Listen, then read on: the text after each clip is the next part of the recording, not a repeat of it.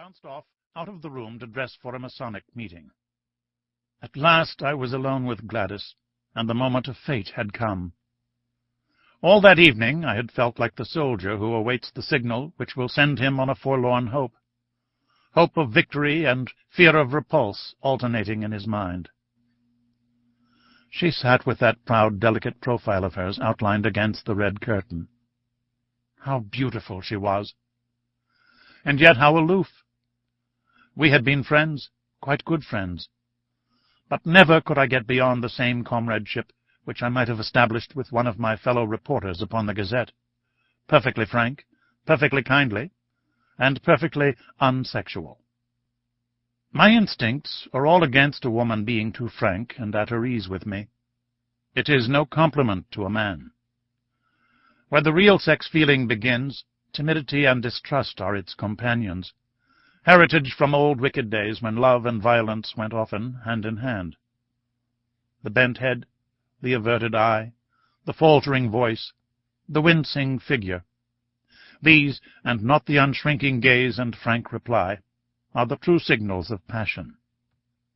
Even in my short life I had learned as much as that, or had inherited it in that race memory which we call instinct. Gladys was full of every womanly quality. Some judged her to be cold and hard, but such a thought was treason. That delicately bronzed skin, almost oriental in its coloring, that raven hair, the large liquid eyes, the full but exquisite lips, all the stigmata of passion were there. But I was sadly conscious that, up to now, I had never found the secret of drawing it forth. However, come what might, I should have done with suspense and bring matters to a head tonight. She could but refuse me, and better be a repulsed lover than an accepted brother. So far my thoughts had carried me, and I was about to break the long and uneasy silence, when two critical dark eyes looked round at me, and the proud head was shaken in smiling reproof. "I have a presentiment that you are going to propose, Ned. I do wish you wouldn't, for things are so much nicer as they are." I drew my chair a little nearer.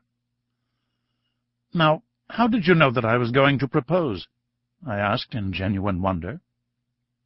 "Don't women always know? Do you suppose any woman in the world was ever taken unawares? But, oh, Ned, our friendship has been so good and so pleasant. What a pity to spoil it! Don't you feel how splendid it is that a young man and a young woman should be able to talk face to face as we have talked?" "I don't know, Gladys. You see, I can talk face to face with the station-master." I can't imagine how that official came into the matter, but in he trotted, and set us both laughing. "That does not satisfy me in the least.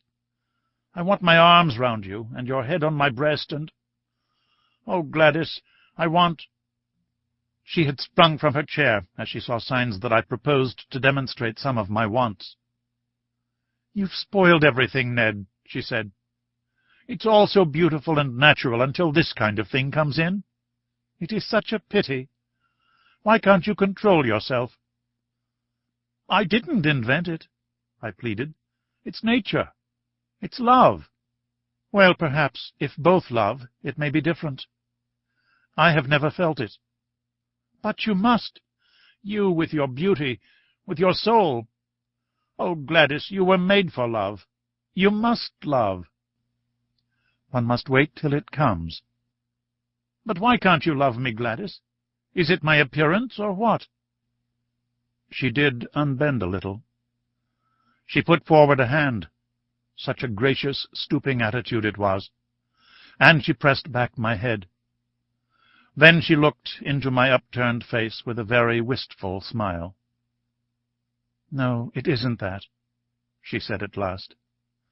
"You're not a conceited boy by nature, and so I can safely tell you it is not that. It's deeper." "My character?" She nodded severely. "What can I do to mend it? Do sit down and talk it over. No, really, I won't if you'll only sit down." She looked at me with a wondering distrust, which was much more to my mind than her whole-hearted confidence. How primitive and bestial it looks when you put it down in black and white. And perhaps, after all, it is only a feeling peculiar to myself. Anyhow, she sat down. "Now, tell me, what's amiss with me?" "I'm in love with somebody else," said she. It was my turn to jump out of my chair. "It's nobody in particular," she explained, laughing at the expression of my face. "Only an ideal. I've never met the kind of man I mean." "Tell me about him. What does he look like?" "Oh, he might look very much like you." "How dear of you to say that." "Well, what is it that he does that I don't do? Just say the word. Teetotal, vegetarian, aeronaut, theosophist, Superman. I'll have a try at it, Gladys, if you will only give me an idea what would please you." She laughed at the elasticity of my character. "Well, in the first place, I don't think my ideal would speak like that," said she. "He would be a harder, sterner man, not so ready to adapt himself to a silly girl's whim. But above all, he must be a man who could do, who could act, who could look death in the face and have no fear of him, a man of great deeds and strange experiences. It is never a man that I should love, but always the glories he had won, for they would be reflected upon me. Think of Richard Burton. When I read his wife's life of him, I could so understand her love. And Lady Stanley. Did you ever read the wonderful last chapter of that book about her husband? These are the sort of men that a woman could worship with all her soul, and yet be the greater, not the less, on account of her love, honored by all the world as the inspirer of noble deeds." She looked so beautiful in her enthusiasm that I nearly brought down the whole level of the interview. I gripped myself hard and went on with the argument. "We can't all be Stanleys and Burtons," said I. "Besides, we don't get the chance. At least, I never had the chance. If I did, I should try to take it." "But chances are all around you. It is the mark of the kind of man I mean that he makes his own chances. You can't hold him back. I've never met him, and yet I seem to know him so well. There are heroisms all round us waiting to be done.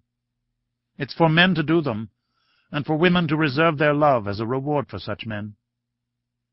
Look at that young Frenchman who went up last week in a balloon. It was blowing a gale of wind, but because he was announced to go, he insisted on starting.